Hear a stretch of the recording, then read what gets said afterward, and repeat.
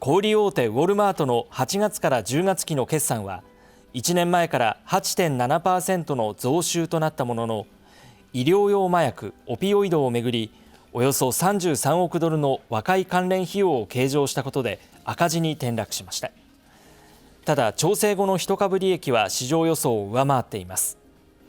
食品の売れ行きは好調なものの、消費者はインフレの影響で低価格帯の商品を選ぶようになっていると説明しています。また年末商戦を前に注目されている在庫について、1年前からは増加したものの前の期からは伸びが縮小し、在庫の適正化が進んでいるとしています。この決算を受けてウォルマートの株価は一時 8% を超えて上昇しました。